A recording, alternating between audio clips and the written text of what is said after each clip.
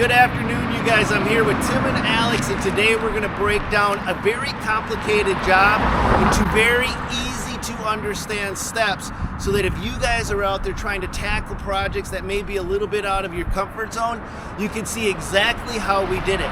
We're going to give you all of the information right down to the contracts and proposals that we give to the customers. So if you want that information, just head over to the dirtmonkeyshop.com. Download those contracts and proposals, and you can use that to follow along in this video. But before we get too deep into this one, let's show you what we started with before we got into it. All right, guys, before we dive right into today's video, we got something super special cooking over at the Dirt Monkey Shop. We're doing a massive giveaway with Milwaukee tools, but not just one giveaway and not just one tool. We're talking about entire packages. We've got an outdoor package for you landscape pros from Milwaukee Tools. Plus we have a contractor's package. So if you're a general contractor, it's not just one or two tools. We're talking about enough tools to get you started. And we also have a pack out package. And these are completely free to enter. You got 3 grand prize winners. One for the outdoor pros, one for the contractor, and one for the guy that wants the pack out. And all you have to do is go over to the Dirt Monkey Shop, enter your email, and it's completely free for a chance to win. But if you want to have more options to win, shop around a little bit on the site. Because the more you buy on the site, the more entries you get into these giveaways. And this is the hugest giveaway I've ever done in my life. Absolutely the hugest. So go check it out. Again, it's at thedirtmonkeyshop.com. But let's dive back into today's video and show you exactly what we're getting into on this project, and then cover the numbers so that as you move forward with your business, you can use this as an example of how we bid this job to bid other projects. Let's go. All right, you guys, before this was a Domino's Pizza, this was a strip mall without a retaining wall. So the very first thing we had to do was take the strip mall and remove it. And the strip mall was where the Domino's Pizza was, and it came out to about where I'm at right now. Behind me, there was no retaining wall. This was just a hill that sloped up to an alleyway. So we had to break this project down into its most simplest components. We knew that we were going to be demolishing a strip mall. We knew that we were going to be excavating all of this soil for the new retaining wall, and we also knew that the retaining wall was going to be a big part of this job. Plus, we did all of the underground utilities underneath here, and we did all of the site work. We basically did everything from stem to stern besides actually physically building the building. So we had to take all those factors into consideration, plus coordinating all of this. All right, so Alex, when we first came out here, we had a small strip mall that was here. And then behind it, there was just this hill of soil that came straight down. And the general contractor wanted me to remove the strip mall, wanted me to remove the existing parking lot, wanted me to excavate for that retaining wall before I did anything else. How would you approach that? I would first come in here by looking at what it's going to take to prep this site to begin building the retaining wall. Coming in here, how much dirt I'm going to have to pull out, how much work it's going to get to actually remove the building, remove the actual existing parking lot, get everything prepped so we can get in here and start building the wall. So when we were doing the first calculations, the way I did it was I took the building and I actually calculated how many dumpsters it was going to take to remove the building. Is that how you would go about doing it? I would have a price per dumpster. I would figure out how much time it takes to take down the building, crunch up the material, load it into the dumpster, and then the actual disposal cost of the dumpster. So I'd figure it out by a per dumpster price. So by the time I was done bidding it, I would have X amount of dumpsters in there at a set price. How do you eat an elephant? It's one bite at a time, okay? So if you ever hear that saying, how do you eat an elephant? One bite at a time means you're going to start breaking the job down into smaller chunks that make it easy for you to understand. So in a project like this, I would take the excavation and calculate how many cubic yards is that building gonna fill up? Where am I going to be hauling that building to? And how much is it going to cost me to dump that material? Do you do anything different when you're calculating your demolitions? So usually, like, the dumpster cost includes the trip and the disposal fee. Depends on who you work with. Depends on who you're working with, and if you're doing the hauling yourself. Right. Yeah. So, like, we're not set up to have roll-offs, which are going to be the better tool to use for a demo, I would think. So usually when you hire a dumpster there, they give you their, hey, I'm $500 a dumpster out or $600 a dumpster out. So you know that includes their hauling, their disposal fee. That's everything to do with the dumpster off the site. So I know that that's included in my price per dumpster fee, not including the time for me to fill it, for me to crunch the building up and actually put it in there. And then one of the things too that needs to be taken into consideration is you must calculate your overhead. Because if you said you're going to calculate how long it's going to take you to tear that building down, it's not just tear the building down, it's to load those trucks. How long of a round trip are those trucks making? Because if you're sitting and waiting for trucks, then you've got an operator chewing up overhead that isn't being productive. So you've got to be able to coordinate.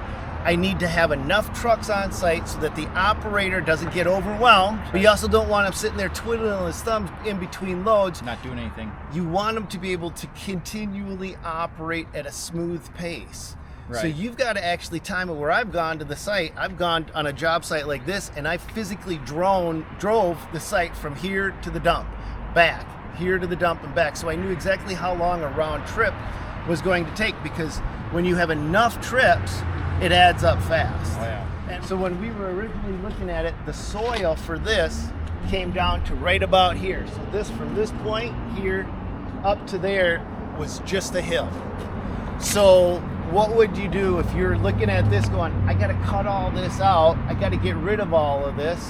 What would you do? So what I would do is I'd find the depth, how far back I'm going, how long of a run I'm doing, and how wide it is, so, or how high it is. So I'm getting those three things in there, I'm adding those up, and I'm dividing it by 2 because it's a hill, it's a slope.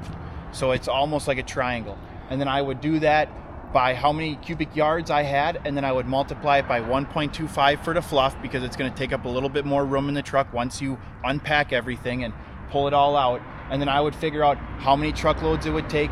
Like you said, how long it takes to go to the dump and back. Here I know it probably takes 25 minutes one way to the dump. I figure in, hey, it's going to take them sometimes 15, 20 minutes to dump. You don't always dump right away.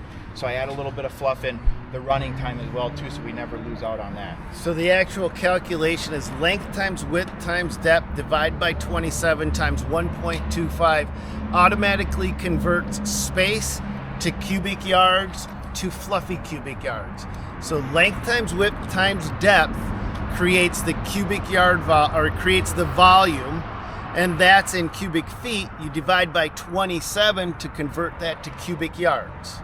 And then you multiply by 1.25 because that just is, this is hard compacted dirt, and when you dig it, it adds about 25%. Of course, it depends on the material you're working in. So that is a generalization that you've got to start to dial in on your own, depending on what the soil conditions are like where you're at. Now, one of the things too that you can take into consideration when you're bidding a project like this is the time it takes to load the trucks. And then, of course, like you said, find your spots to dump.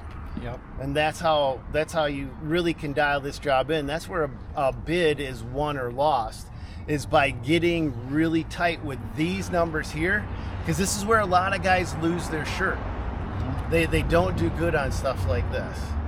They don't break it down and itemize things for them to know exactly what it's going to cost them to do it. They might just come in and look at it like a generalized overview of the project, and that's where they're going to lose out. But when you actually break it down, you can be more competitive with your bid, and you can have it dialed in where you know you're making money. All right, now I got to ask both of you guys something. So Tim and Alex have taken over the bids for me since I've now taken on other responsibilities. Are you still in your proposals and contracts going excavation, demolition, retaining walls?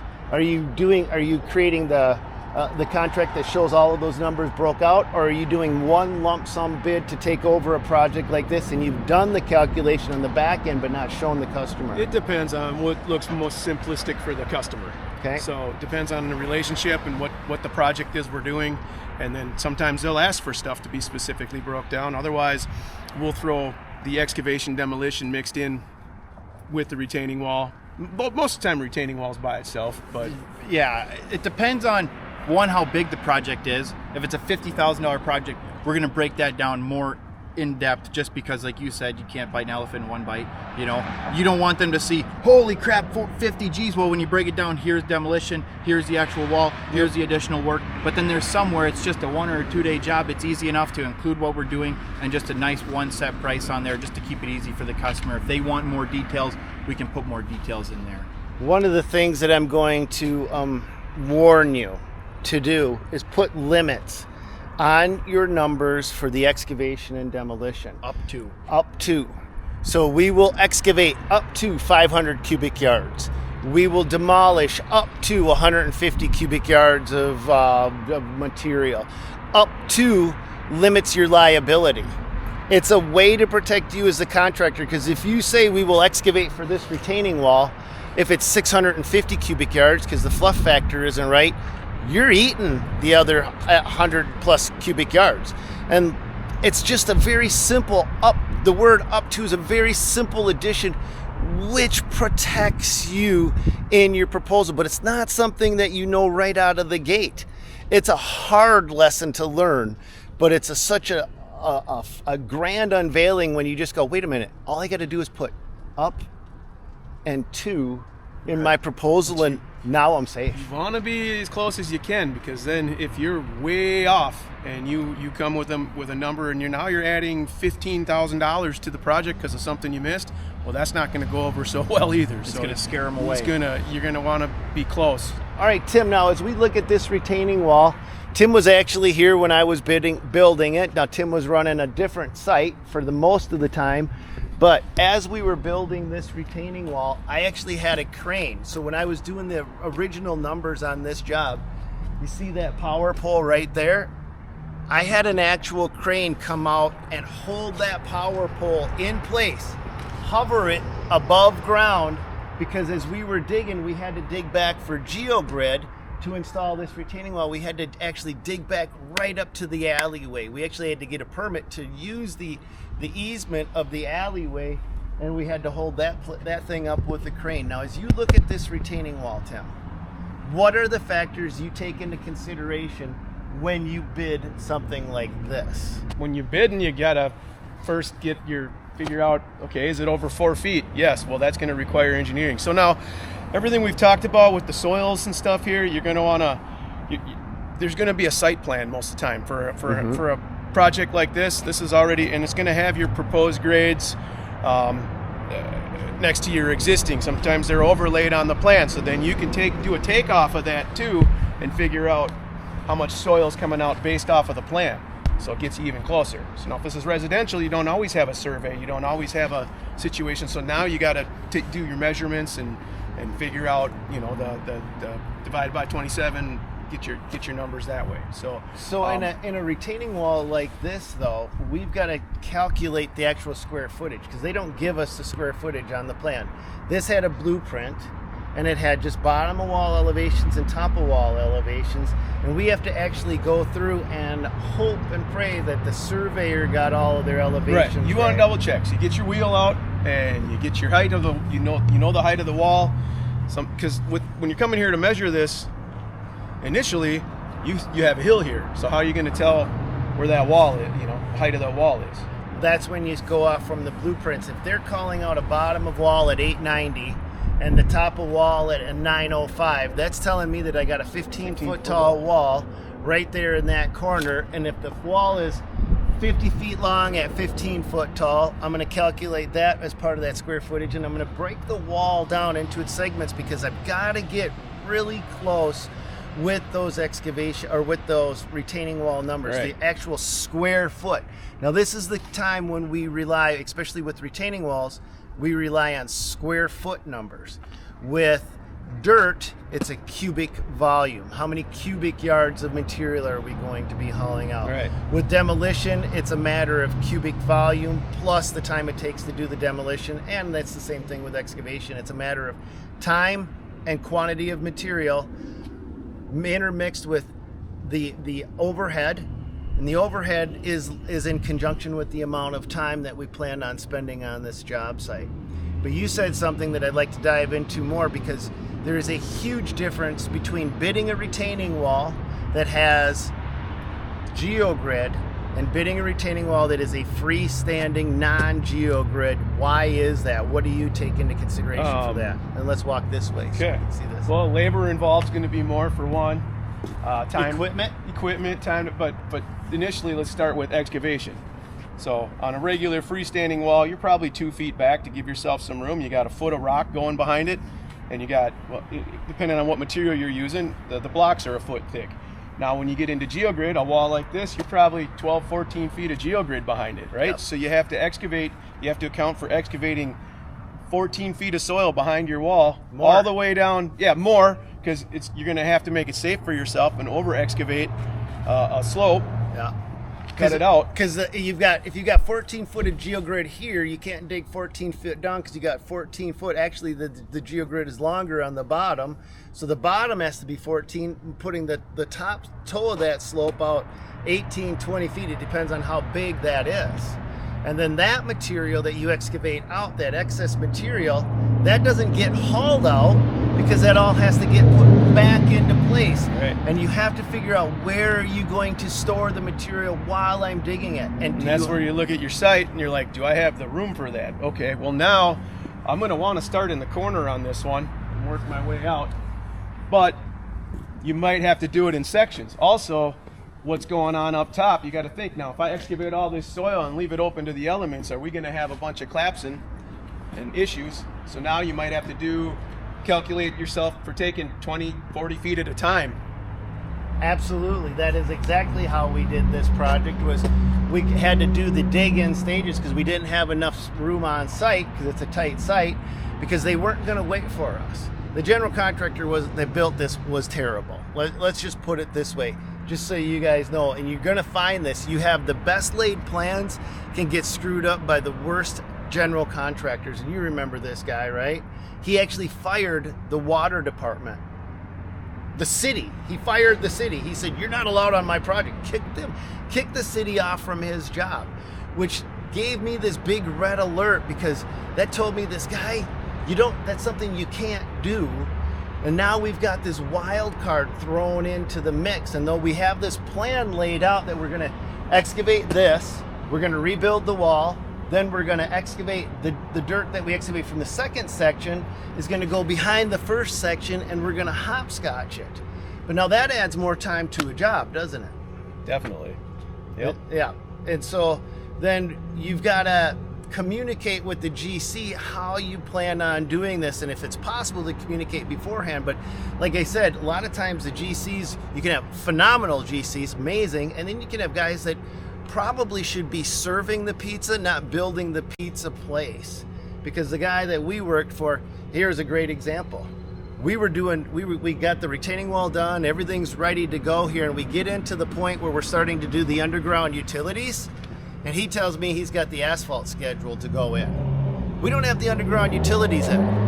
I can't make this up. Do you remember that? Yeah, I do remember that. Yeah, so he's ready to pour the asphalt. You tell the story. Yeah, you want to lay asphalt before digging in the utilities? So, what's that going to do to your asphalt when you go to dig in your utilities later? So, I got kicked off the job because I asked them that simple question, but maybe with a little bit more of a snarky attitude, right. Like, are you an idiot? You know what I mean? I mean, sometimes you got to call a spade a spade. I'm saying it like I'm saying it. You know, we've been doing this our whole lives. This is all we did. Tim and I, this is all him and I have done, and Alex grew up doing the same damn thing. Now, with a project like this, there's a lot that goes into bidding the retaining wall itself. There is the price of the block. There is the price of the rock. And this is something that I've always calculated separately. On a big commercial site, I calculate the price of the block delivered with tax. Take that into consideration. The price of the rock, and then there's the price of the geogrid. That's part of the material cost. Right. But then there's the price of the pins, price of the caps, price of the glue. These are all things. Now you can work, like I worked directly with Versalock. So I gave them the takeoff and I said, I need the price for all of the materials for this retaining wall. And they include the price of the engineer as well, because the engineering can cost anywhere from 50 cents to $1 per square foot. It's not cheap to get engineering. Now permits, I've always excluded because we never know what the city's gonna nick you for on a permit. And I've always said to general contractors, that's your job to pull all the permits. I'm not going to bother doing that. And 99.9% of general contractors. But if you're on residential, you're the one that's going to be pulling the permit. You have to pull the permit. The And it's homeowners can't. Nope, they can't. So it's good to check with the city and see what situation they have there. If it's just a one-time fee or if it's per square foot or size of the project, Yep. Your valuation. Valuation. Every city's different too, Every city's per different. with their regulations or what they require. But in this situation, you had a takeoff. I don't know if you had engineering before the when you initially looked at the project, if you had it all set up to where you could take a look and see how much grid's going in, what layers, how much block you're burying due to the height of the wall. Take all that into consideration before you do your excavation bid. Or if you're keeping, so your excavations you did here was probably separate from your wall excavation. So now you're putting that in your price per square foot for your wall. But it's nice to have that engineering to see how big a grid links they want. Because I know there's an alleyway up there. Well, that's going to lengthen your grid. You can't just, that's Creates a surcharge. That has a surcharge on it. As a surcharge, which means the wall needs more reinforcement, which means you got to put deeper, you got to put more layers in, longer, to hold up this retaining wall than if it was a flat level ground or if there's a hill or a building. So a surcharge means the amount of weight that goes on the back side of this, and it especially got tricky over here. If you look, there was a backyard. So as we look up here in this corner here, we got a backyard with a shed on top of it and the fence on top of that. So all of these things and the house right there. So we had plenty of things that made this job go to the next level of difficulty simply because it wasn't a straightforward dig and install a retaining wall. It was take the house into consideration. The light pole could not be moved.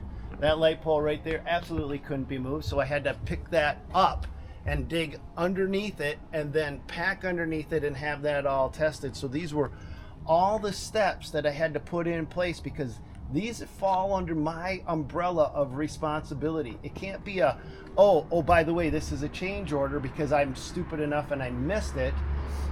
When I say a contractor, somebody is looking for a verifiable change order, what I'm actually referring to is the stripe in the retaining wall. Okay? So this used to be at Checkers Burgers, and Checkers Burgers had stripes on their building. And so one of the ways that I got a verified upgrade change order is I went to the GC and I said, wouldn't a stripe in the retaining wall look really cool to go with the awnings of the building? And he's like, oh yeah, how much extra would that cost me? And I'm like, ding. That's how you do it. That's how you do it. So I got to charge an upgrade for it. It is actually a different block because we couldn't get red in this unit. We had to use a different block. So it took some actual special techniques to incorporate the stripe into the retaining wall. When we first did it, it wasn't just a matter of slapping one color or painting it. It was nothing like that. But this is all the steps you go through when you're bidding a retaining wall, right? Yeah. Yep. Yeah, residential's a little easier than commercial. A lot easier. But if you can bid commercial, you can bid residential. Oh yeah. Yeah. So then at the end of the job, you've also got to calculate in, if you're going to tackle a really big project like this, you've got to calculate in your daily cost for being on that job site, because it's not a one and you're done. You're going to need to make money on the individual segments, because it's not unheard of for a GC to pull a segment away from you. Okay, so we had one segment was excavation, one other segment was demolition, another segment was retaining walls, another segment was site grading, another segment was utility work. I just happened to get awarded all of them, but it doesn't mean you will. Many jobs we've been on where we're only awarded the retaining wall, and we've only bid the retaining wall. There's a lot of jobs where we look at it and we go, we don't want that work. I don't want to do that. Many jobs. So it's better to learn when to back away than when to take everything because you're young and you want to get in on a job, because that's the kinds that hurt you, I believe. Yeah.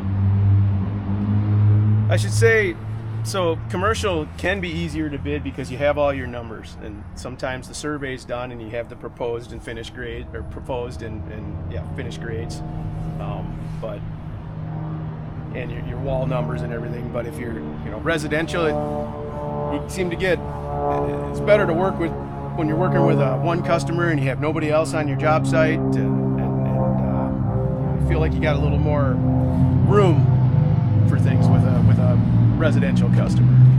Absolutely. It's a completely different way to go about bidding. When you're bidding commercial, you're nothing but a number. They don't care who you are. Your accolades and qualifications don't matter. And if you miss something on there and you didn't see that you're responsible for the whole site grading and all the black dirt on site, and you're supposed to put the sign in on the road, that was part of it, and you missed it, guess what? You still won the bid. And you still got to do it. You still got to do it.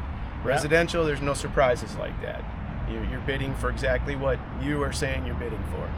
So that's the difference. The biggest difference between residential and commercial is you're not locked into a set of parameters on residential like you are on commercial, because on a commercial site there's all of these different subsections, and if you're bidding category 2021, which is excavation, you're following the conditions already in there. If you're bidding section 2022, which is demolition, then you got to complete all the tasks under there, and they have little words, little verbiage to be able to catch everything. You got to dig for that sign. You've got to move this historic monument 5 feet over from there to there, and you can't breeze through these things because that's where you start to lose your tail. Where on residential, you say, Mr. and Mrs. Jones, we're gonna build your retaining wall, we're gonna dig out this hill, we're gonna remove that building, we're gonna haul out up to 500 cubic yards of material, we're going to install up to 700 square feet of retaining wall, we're going to do this, that, and the other thing. You are in control of the verbiage, and the verbiage on the contract and proposal is what absolutely makes or breaks contractors in the very beginning when they're dealing with a customer. How you format that proposal / contract is absolutely the most important thing, because it's your level of communication from that point forward, showing everything that's supposed to happen between you and the customer. Does that make sense? Yeah. Does that make sense to you guys? Yep. Okay. And that's why we're going to give you those contracts and proposals. It took us years to figure out the right way to do it, and years of getting burnt, and years of having customers kind of dig in and oh, we're going to do this. Oh, you didn't have that written down. Oh, you don't have that right. You don't have this wrote down. We kind of have taken all the hard lessons out of that to create something that is very comfortable for us moving forward. All right, what do you guys want to add to this? Because we've covered a ton of ground for these guys. I don't want to make it confusing, but I do want to give them everything that they have so they can be comfortable going out and knowing what they got to look for in a project like this. Like this, or can we touch on residential too? Touch on whatever you want. Just because in residential, we always exclude any of the finish work at the end because we don't know how much there is going to be involved. But we always give them price per load on hauling in black dirt, and usually that's graded and spread. We give them price per seed, price per sod. We break it all down for them, but we typically exclude that because it's hard to say, hey, we gave you a quote for this, but we ended up tearing up this much, so it's going to be a little bit bigger. So it's always better to exclude that, but give them your price per quantities so that you can at least take care of them at the end of the job. Perfect. And we'll have all the contracts ready for you over at the Dirt Monkey Shop, plus tons of exciting stuff going on over there. How many products do we have over there now? 80 products, different vendors, American-made companies. We've got people that we have personally met, shaken hands with. These are guys that are out there creating products and innovation for guys like you and I, and we finally got one spot where we can feature all of the cool stuff. Not all, but as much of the cool stuff as we can find and can get uploaded in one spot, so you guys can go do your shopping, see what is cool out there, plus get free contracts. And we're going to be doing a ton of giveaways on that channel as well. We're going to be working with these companies that we work with to give away some of their cool stuff just for you guys. This is a big project. What would you do if this was a smaller project? So on smaller projects, let's say it's a week long, I go into the project, and this is just for my mental reference, just for how long I think it's going to take. If I walk into a project, I look at it, I feel the customer out, I gauge it, I go, okay, it's going to take 5 days. I have my daily minimum that I want to make no matter what. I add that plus the quantity of days that we're working. So let's just use an example number. If it's 4,000 a day and I'm out there for 5 days, I want to make 20 grand. Now, if I go back home after I took all the measurements, took everything into account, and I add all that up, and it comes in either slightly lower or way higher, I like to use that as kind of a reference number to go, okay, I'm way lower. Why is that? My brain thought it's going to take a little longer, so maybe I raise my price a little bit to accommodate for a little bit more difficult of a project. Or if my square foot numbers come in way higher and I think it's a quick, easy project, I can lower my square foot price a little bit to be more competitive to what I want to make each day. Okay. And Tim, you wanted to talk about soil corrections. This is huge. This is where you're When you're doing a project like this, yes, you can account for your soils in and out and your quantities and everything, but you can never know what's in the ground. When you go to dig your wall out, and let's say you're into your wall, and all of a sudden you notice the soil's really squishy, black, full of organics. Well, you can't set a wall on that; it's going to fail. So then you dig down, and you're like, okay, well, this just keeps going. Can't really set a wall on this, so now you're going to have to do a soil correction. So and bridge it up with rock or whatever. So this is where you'd want to talk to the engineer if it's a project as big as this scope here, and get your numbers figured out. But you want to make sure that's in there in your proposal for a possible soil correction. This job does not include, the price of this job does not include soil corrections. And then you could give a price per hour or for your equipment for if a soil correction needed to happen. You could charge whatever, but just put something on your estimate to where you're not responsible for soil correcting it, because that could eat up a lot of your money and time. So in our contracts, we have boilerplate proposal does include, and we have boilerplate proposal does not. Does not include. Soil correction is one of them on there. Absolutely. So. Now, I learned a while back to give options on soil corrections. Not many options, but you can do two kinds of soil corrections. You can do a full-fledged soil correction where you dig out all of the organic material down to fresh, hard-packed, gray clay, non-organic material, wherever you have a firm base. And you got to dig that bottom out in a 1-to-1 oversizing, especially for a retaining wall or for a building slab. So for every foot you go down, you go a foot out. So that as you're digging down, it's creating this conical-shaped pyramid so that you want to get up to the point where you have a firm level base that the retaining wall can sit on top of. So that gets to be quite extensive and expensive. So the other option that we've given to contractors is to do what you called bridging. And that's where we'll do a 2-foot, just dig out 2 feet, make it wider, and then layer geogrid in there, so if it's specifically for the base of a retaining wall. But those are options that the contractors can go, hey, I want option A or option B, and you always have them sign off, and you transfer the liability over to them for it at that point.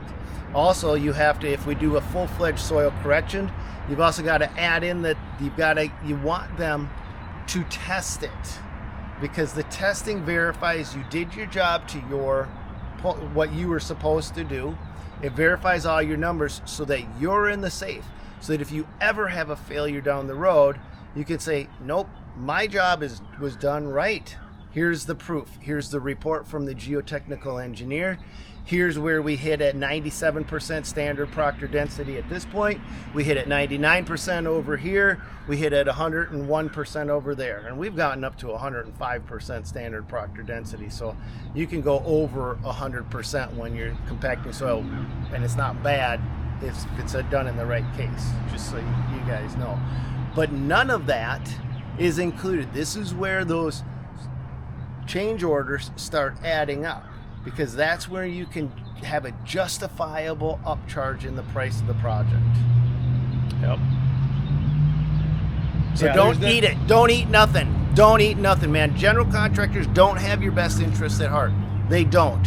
A general contractor has the best interests at heart of their job. Not for you, of the job. They want to look good to the owner. They want to look good to, I don't care, the first place that we did it was a Checkers Burgers, it wasn't Domino's Pizza, but they want to look good for the Checkers Burgers or the Cub Foods that they're working for. They don't want to look good for you. They don't care about you. Well, I'm not saying that they're going to throw you under the bus, but my experience has been they will. They'll throw you under the bus. Remember when you and I worked 24 hours straight because the general contractor for the Menards Superstore we were doing threw us under the bus? Yep. So protect yourself. Make sure that you got all your ducks in a row, and we're going to help you do that by giving you the paperwork that we actually use that has protected us. We good? I think so. We're good. But that's it for this one. God bless, and go get him, you guys. We'll catch you on another one.